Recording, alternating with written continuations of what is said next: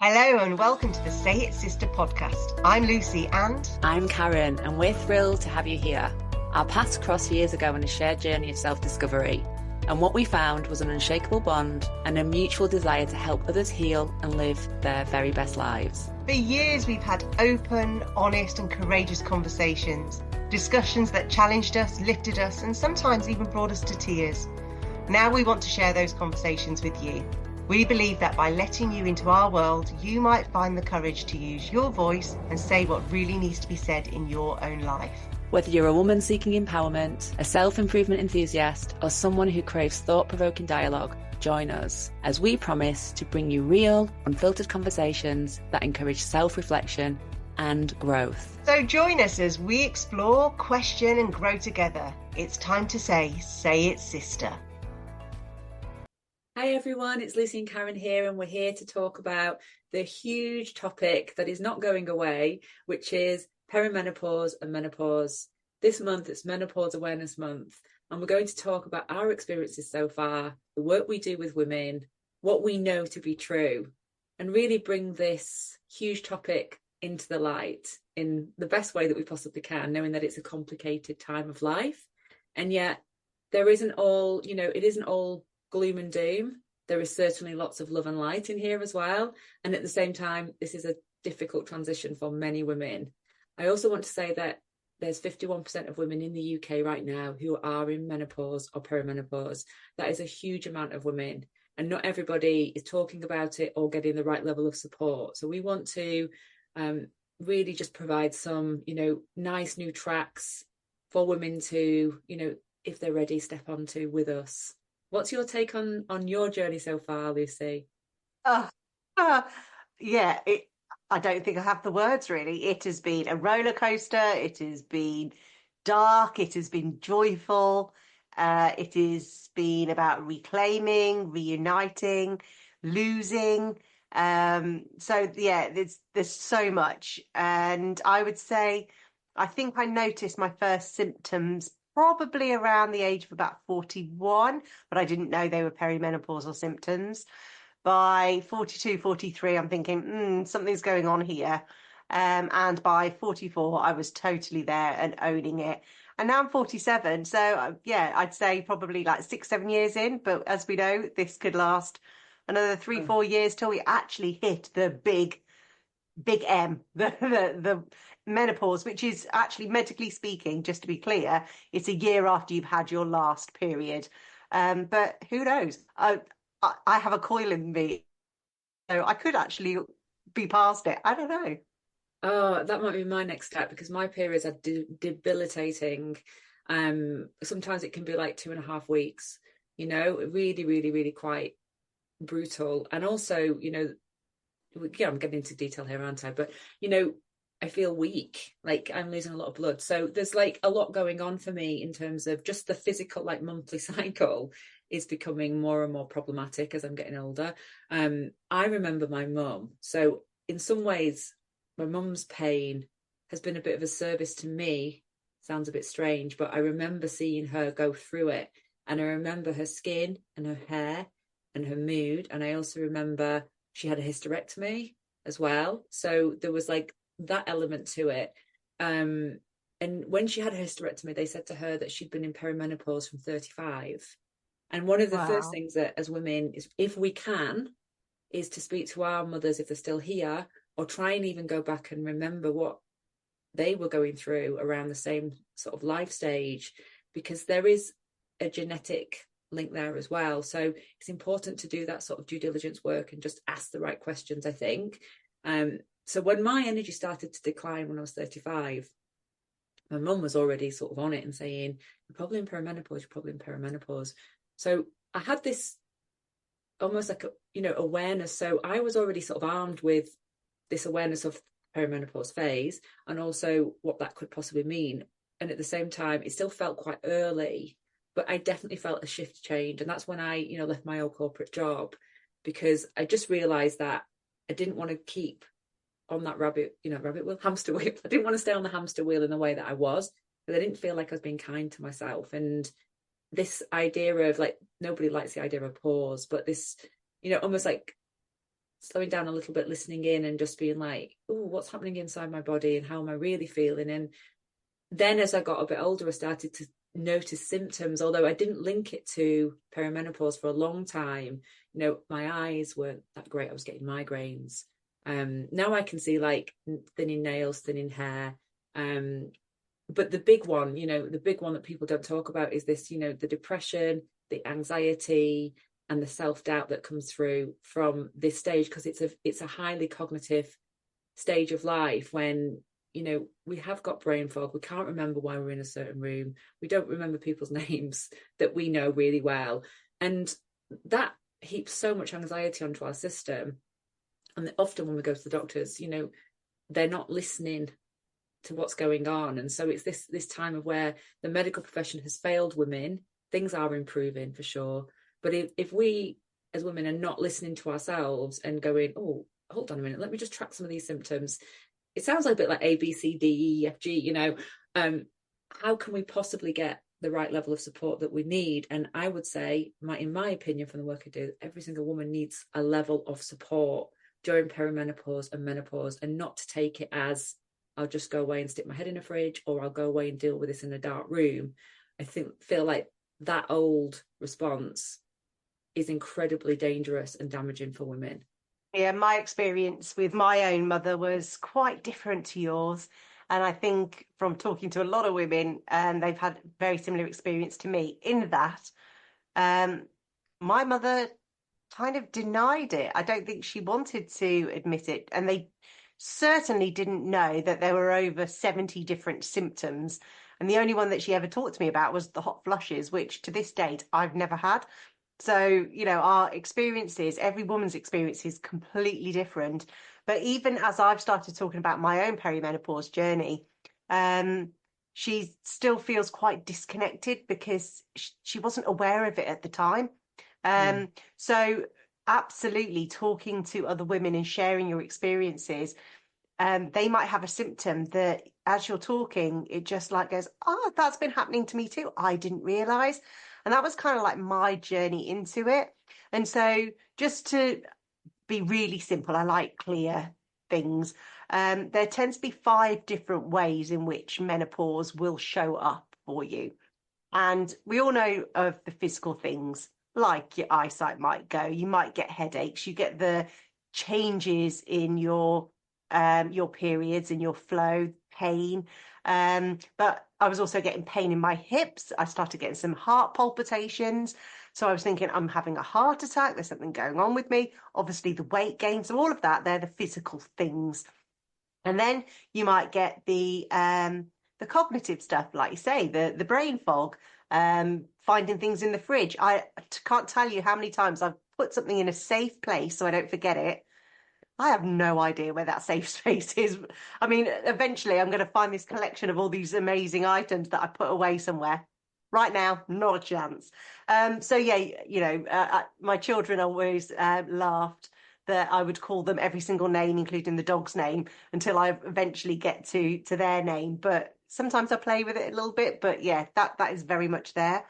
Um, and then you get the emotional ones, like the rage, and the rage is real.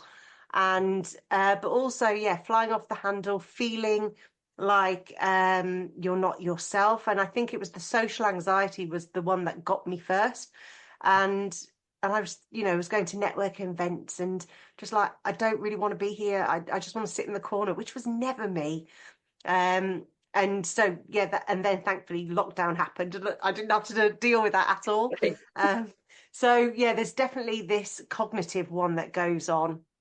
Um, and so yeah, then you have the mental health one, and a lot of women do actually get prescribed the wrong Yeah. medication. So antidepressants, mood stabilizers, sleeping pills, things like that. And actually, it is, you know, they might be needed, but equally, it is not because they are mentally ill. Yeah, It they is, tried to prescribe and I'll me. just say the final one was obviously the spiritual, which I think comes from going through all of this stuff. Then you start thinking, who even am I? Where am I going? What's this all about?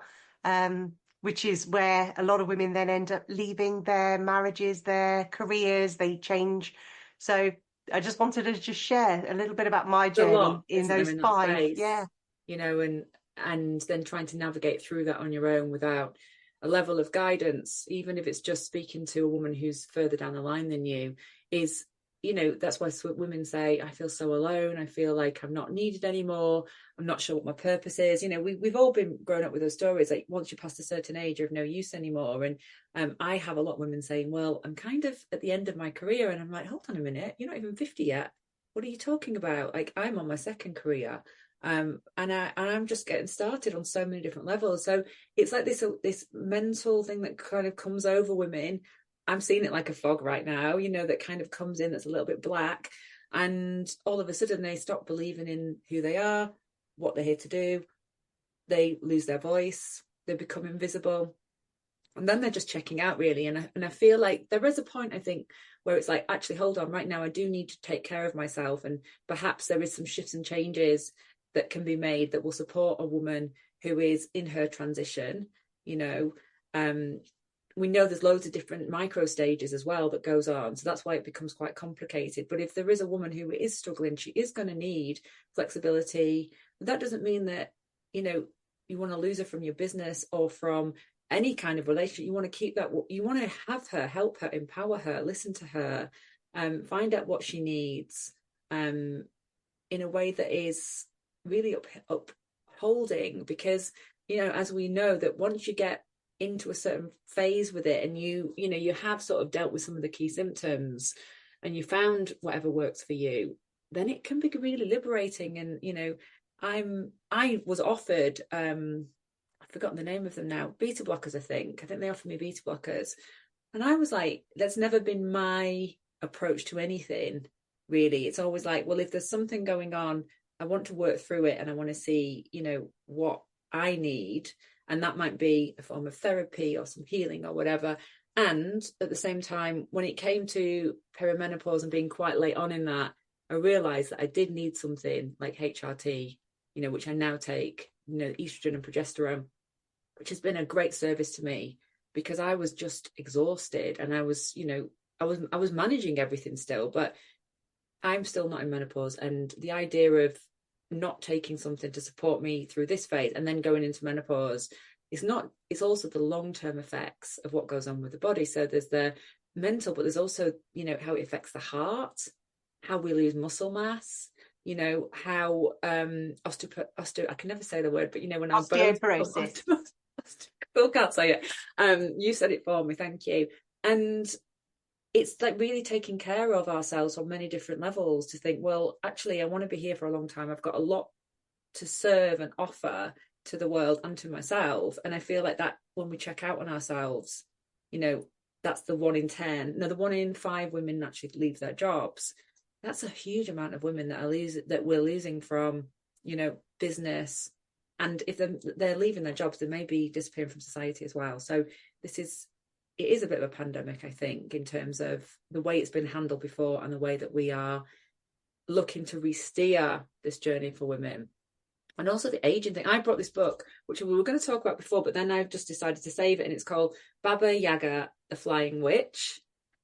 I love Baba Yaga. I actually said to my children that when I become a grandmother, I want to be Baba Yaga. Well, let me just read this bit. Baba Yaga smiled a dreadful smile. Her mouth was full of iron teeth. Her hair was greasy. Her hands were warty. Her nose reached down to her chin. You know, I'm just going to read that page. But the story of this, you know, it's this like old witch who eats children. And the stepmother sends like, you know, her new stepdaughter down to see Baba Yaga. And her mother who was dead, gives her this doll and says, if you ever get scared, give her water and give her food and she will take care of you. And she goes and she feeds this witch's like, you know, cat and dog, and they help her to escape because they say the animals say, well, you never fed us, we've been with you a long time, but you never fed us and you never watered us. And it's this idea of nurturing and taking care of, you know, and the importance of that. And obviously she's there, the old like witch in the crone like elder years, not portrayed in a very good way, he wants to eat this child. But I see so many different levels. And then the father is like, you know, number one, he brought the stepmother in the first place, yet he's not portrayed in any sort of like demonic way. And then at the end, when the child escapes, he says, off you go to the woman, never return. And it's like, you know, there's just so many gender stereotypes in there. Mm. You know, the women are either pure and good, or they are, you know, demonic. And that older, you know, the witch, she's, you know, she's described as a old woman. And of course, none of us want to ever turn into that. So there's so much pressure to stay young and to stay like in an earlier stage of life, when actually, as we step into and we feel more in our bodies, there's so much good stuff coming up. And I want to hear from you, like what are the gifts of this life stage for you so far? Oh, I feel like I've never been more me now. I've gone through most of my existential crises. Um, Part of it is by reconnecting with myself and what it is to be woman, who I was here to be, and going on that journey, which was as a result of perimenopause, looking in the mirror and seeing that I have wrinkles, seeing that gravity is taking its toll. And rather than wanting to stay young forever, it's actually been quite liberating for me to just say, no, I am absolutely here with all of my wisdom, with my life experiences. I've literally grown humans in my body, and now I see them go into the world. And so it's been like a rebirth, or unbecoming everything that my 20s and 30s taught me that I should be. And I often joke that when people say life begins in your 40s, I'm like, actually, life begins with perimenopause in my experience. And I think it's because I've chosen to go through that path of reawakening Mm. and that whole spiritual journey. Yes, I have to wear reading glasses now. Yes, my hair's a bit thinner. I have a few aches and stuff, but I have so much more within me. And I think I feel that because of some amazing women who are out there talking about this, spearheading it, putting it in the public domain. So I'm like, oh, I'm not alone, and giving me advice. There's so many different Facebook groups and podcasts and books out there written by women, which is just phenomenal. But equally, the one of my favorite books, which actually talks about Baba Yaga, is Haggitude by Sharon Blackie, and she talks about it like, let's not fear this stage. This is a stage of where, we become more connected with ourselves. And just because historically most women were off the shelf by a certain age, actually, we're now, living in the prime of our lives. Like you say, 51% of women are in this stage of life. And there's a scene in Fleabag where Kristen Scott Thomas talks about how it is the most awful thing to go through, but on the other end, it's the most beautiful thing. So that's where I am with it. I've been through my dark stages and self-doubt and a bit of self-loathing, and I've come out the other end just like, wow, I've never been more me. And my desire to connect with other women has never been stronger. Mm. And all I want to do is like, where's my women? Where's my women circles? Who wants to talk about this? And it's been really, it feels like coming home. Yeah, liberating is the word I'm getting as well over here. Like, you know, all the things that I was too scared to say and do, or, you know, like I see myself doing things and I almost surprise myself sometimes. And I'm like, oh, here she is, you know, like I went out for dinner with some friends and I wasn't really feeling it, but I went and I got to a point where I thought, I just want to leave. And I just said, you know what? I'm super tired. I'm going to go. And I just said to somebody, she said, do you want me to get your side of the bill? And I said, yeah, brilliant. I'll pay you tomorrow. And I just walked out and I left. And it wasn't because I Wow. didn't want to be with these women, because I love them. But I was like, I just need something else for myself. And to be able to leave sort of midway, and it wasn't even something that I necessarily even logically thought through. It was more instinctual. And it's that, and I trust this woman inside me, because if she's not feeling something, she's not going to hang about and be like, oh, I'll just do the right thing and I'll make everybody else happy, which was the old me. She's much more like, not working, I'm out of here, you know, and it's not personal. It's not personal towards anyone. It's just a need. It's like having that itch, and I just go, I'm just going to scratch it. Bye, everybody. Love you all. And See don't you you later. find that a lot of women who are equally our age are really cool with that as well. There's no judgment. They're like, yeah, I totally get it. Off you go. There's nothing worse than sitting at a table and feeling like you don't want to be there and you're not really able to contribute to the story or the stories that are being told. And then it kind of, I think I've lived like that before. And then you kind of get into your head like the belonging story gets told, like, oh, I don't think I'd never belong here anymore. You know, this really doesn't feel like I'm part of this. And that's really damaging for women. So, you know, I do belong in that group. But then that night I didn't feel like I did and I just didn't want to be there. And that is fine. It's not a big story about I don't belong in this group. It's just, I think it's just listening to yourself and just going, what do I want? What do I need? Okay, let's make something happen. And And I've turned down quite a few big events this year because I chose consciously, no, I'm not feeling it. Or do I really want to get on a train and book a hotel and stay in London for just to, be at this thing or go to that thing? And the answer is no, I don't want to. And I have absolutely no qualms about turning it down. it's And good there's to just so do. many of them. Maybe my energy will come back in a few years, but right now I'm like, no, I want to hibernate. I want to get my heated blanket and light my candles and just relax. Yeah. I've got to say, one of the things that I really has surprised me about menopause is my aversion to alcohol now. Now, I've always, I'm a 90s kid. If you weren't trashed at the weekend, there was something wrong. And I think I kept that, having a glass of wine of an evening or going out and doing shots, even through my 30s and I guess early 40s as well. That was still part of British drinking culture. And now I don't want to anymore. Part of it is the hangovers are so bad. But I think because I feel so empowered and liberated and free within myself, I don't need alcohol Mm. to have a good time. And equally, it takes away the truthiness of who I am. It's a really strange concept, and that nobody prepared me for that one. But it is this kind of actually, do I want to be here? Do I want to be participating in those activities? And if it doesn't feel right now, I don't have this fear of missing out like I used to. And that is liberating. Yeah. And what I'm hearing as well is this, and it speaks to me as well, is this idea of being guiltless. Like to be able to do things without the guilt or the shame or the that kind of it's the back chat that we give ourselves, that we make a decision and then it's like, oh, did I do the right thing? Is somebody upset? Oh, now I feel a little bit Being guilty. unapologetic, isn't it? I You're like, know.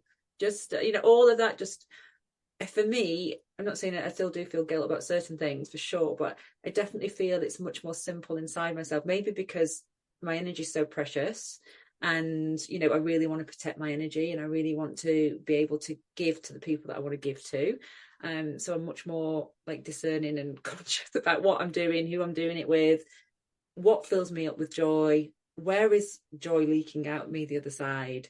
And it's all of that that's become so much more precious and important. I don't think I really fully valued myself before, because I'm very tuned into other people. So if I can make somebody else happy, then I get joy from that.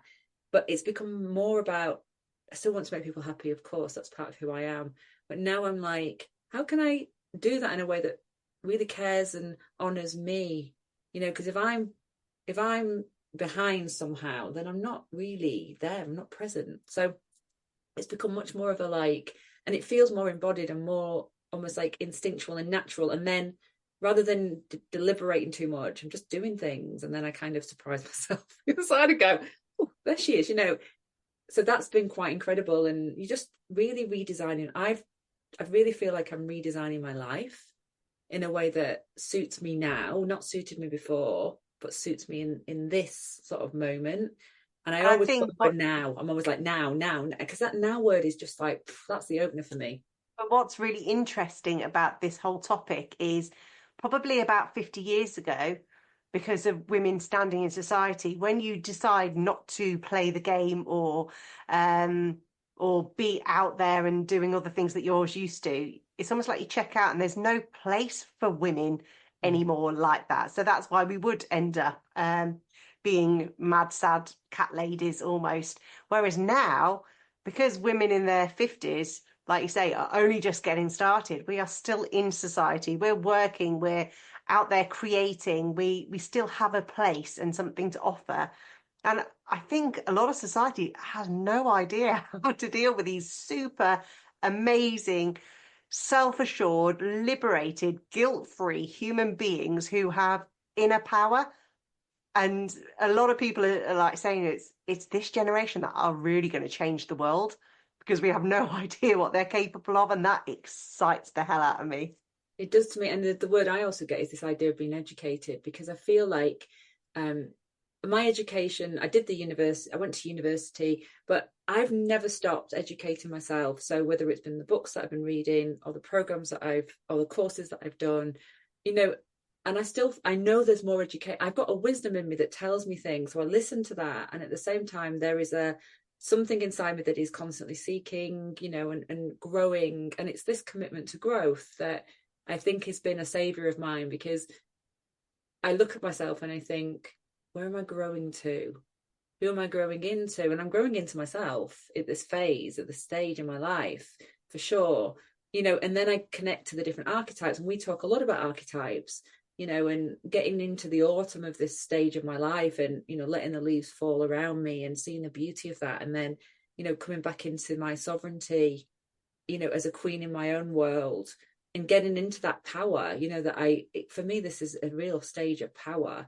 And knowing that I've got the elder years ahead of me, and that'll unfurl a whole different, stage of wisdom.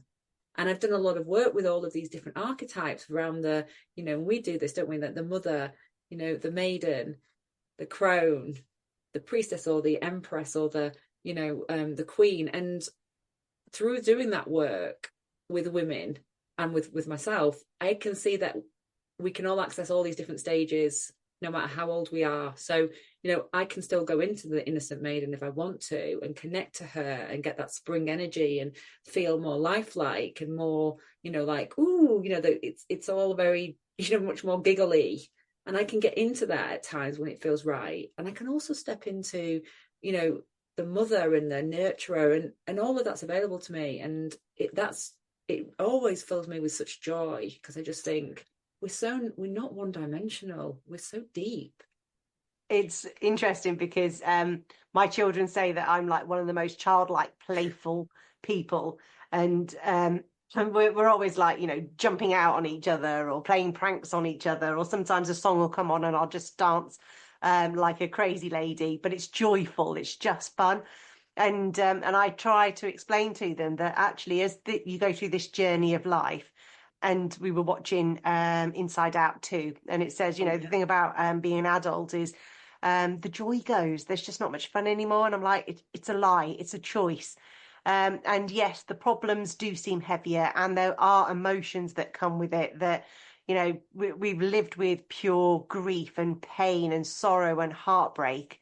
But because of that, then we can also really appreciate the joy and the simplicity and the abundance in life. And I think when you're in your teen years and going through these emotional changes that, being flooded with this estrogen does to you, you deal with it in a very different way because you haven't got all of that wisdom. Whereas now it's almost like we're in the reverse of our puberty, but all of those parts of ourselves are still there. And I love properly having a good giggle or dancing out. I can't dance for as long or as well as I used to in my teenage years, but I'll have a good go, and I don't care anymore. And I don't care if I go out the house without wearing makeup or my hair isn't looking great. I don't care about other people's opinions of me unless I really want their opinion. And I ask for it and I seek it. And so, yeah, we are part of all of that. And I even can connect with my crone. When I sat there Yeah. crocheting and I've got my candles burning, or I'm watching a documentary and I go all a little bit ragey, I can really connect to that future version of myself. And it's beautiful because it's kind of like, those Russian dolls where you just take all of those Yes, different layers off and actually put it all together. And I'm all of those people. And I sure. can bring out all of those selves whenever I need to. And it's beautiful. For sure. And I mean, when I think about the crown, I think about my grandma, and she was a typical like matriarchal figure. And, she was Irish descent, so tough Irish woman. And she just basically sat in front of the fire, I think for 20 years. I don't think she didn't go out very much. She sat in front of smoking cigarettes, drinking whiskey. She was rock hard. And she just told you things straight. Like there was no, she absolutely loved me, adored me, but she would just, whatever, she'd be like, what's that on you? Do you like those shoes? Why have you got those calipers on your feet? And they'd be a Vivian Westwood pair of really expensive boots or something, and she just said it as it was. And it used to make me laugh. But I just would go there knowing that she'd just, whatever, say it. And I just kind of go away and go, there, it was brilliant, because I'm becoming I'm not quite there. I've got a long way to go till I get to her stage. And yet sometimes there's just like saying it simply to the point and then not saying anything else. And I notice in myself and in the work that I do with women that there's a need to justify and explain. So we make a decision and then we're like trying to make it okay or whatever. And the time of justification and saying, this is my thinking, this is why I think it, and how are you? It kind of shifts a little bit to just be like, I'm just going to say it as it is, no, I can't make that, full stop. Silence. And I think this is why being around other women is so powerful, because you can take all of those different aspects, whether it's the elders, the youngers, people are all around you, and just say, I really love the way that you did that, or actually giving them praise. I was reading something the other day that it said, that it's funny because when a man says, oh, you're so beautiful, you kind of like shudder. When another woman comes up to you and saying, wow, you look beautiful, or I love that outfit that you wear, it's just like it lands. It's just something in that sisterhood. And so I've like spent the last few years, like I said, really leaning into that. But it's also helped me to give support, but also ask for help.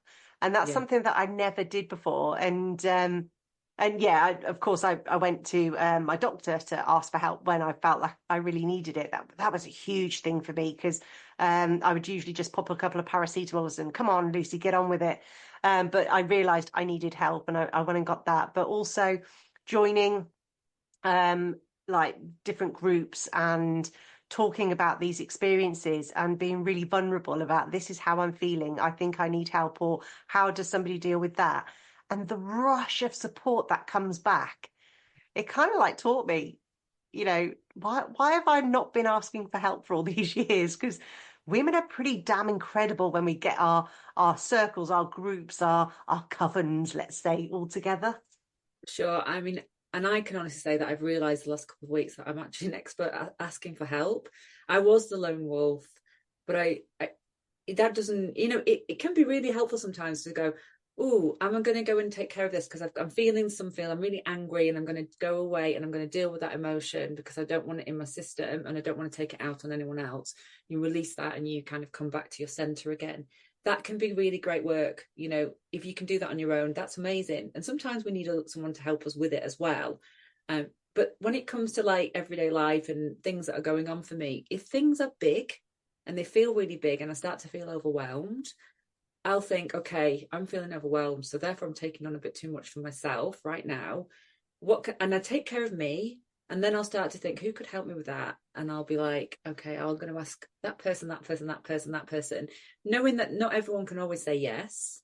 So I don't take it personally if it's a no, but I know who my people are, and most of the time it's a yes. And there might be like really great reason why not sometimes, but generally people come forward. And when I arrive at things now, I've got a team. Like, they're just a team of supporters around me, one way, shape, or form. And I'm not on my own. I'm not walking into situations where I feel like, oh, it's all down to me. This is like pressure, pressure, pressure. And, I did a day of shooting videos last week, and it was a major thing. And I was on camera all day. And I just knew that the prep was going to be really important. So there was like 2 weeks of prep, people supporting on many different levels and layers. And then I asked a friend to come to the actual shoot for the first 2 hours. And she knows me. We've worked together. She's done all my courses. She's an amazing facilitator in her own right. And just having her around me, and then she was making me laugh, and we did some stuff on camera together, and it just felt so organic and natural. And I was just like, I'm so happy that I allowed myself to take someone with me rather than going, you go in there and do your thing. You don't need anyone to help you. And it was like, I can't, obviously she wasn't talking for me. I was on camera. But there was just an easier, softer kind of way of approaching it that just felt like, oh, I'm giving that to myself. And she's also giving this to me, and I'm so grateful. And I left that and I felt so upheld and cared for. And Rich brought me some lunch and brought some stuff in for me and then picked it all up. And I was just like, I feel loved. I feel loved and I want to feel loved. And when we kind of say I can do it all on my own, we don't let the love in and we're missing something. And sometimes it's more vulnerable than that. But we all deserve to know how amazing we are and that we're loved. Oh, yes, yes to that. And honestly, I don't want to do this journey on my own anymore. And I have been a single mum for so long now. And it's been the greatest journey of my life. But honestly, I couldn't have done it without my supporters around me. I couldn't have done it without without my village, and me equally being there for other women going through this. But now my children are going out there in the world, and I'm looking at this different stage, preparing for this empty nest, going through menopause, shifting who I am. All I see now is a desire for connection, for going on this future, this next 20, 30 years, whatever that looks like for me, with others. I want to do it with and in a state of being rather than just always doing all the time. Giving myself permission just to snuggle on the sofa or just take a very slow walk. But if I can do it with a friend or somebody who's going to enrich my soul in whatever I need, that's what I want to do. And I think that's where me asking for help during this next stage of my life is going to be really important, because it's not just all about the practical things. I need help with just being, just living this really rich experience. And so, yeah, that was our take, I guess, on Menopause Awareness Month. We're not doctors. We're not here to tell you to take this and take that, but we just wanted to share our experiences. Any final words from you, Karen? Yeah, just go towards the things that enrich you. There's a song called Go Where the Love Is, and it's like a really skippy, happy little song that I used to dance to, like women's circles and stuff. But it's like, follow it, follow the breadcrumbs or the little trails of signs that help you to feel enriched in yourself, whatever it looks like for you. When it feels good, follow it and keep following it and let the other stuff go and let things out as you need to. But yeah, enrichment is the word I'm getting. And for me, my final word is just to own it. And what I mean by that is just say, I am woman. And it's just, for me, that's just so liberating and powerful. And just knowing that I am woman is all I need right now. So for all the listeners, thank you so much for going on this little journey. Each of us will have our own individual journeys, but join us, listen, share, come onto our private Facebook group and share your stories, because each and every one of us that contributes is supporting, guiding, helping each other. Until next time, goodbye. So thanks for listening, and we can't wait to welcome you next time. Until then, use your voice, journal, speak or sing out loud. However you do it, we hope you join us in Saying It Sister.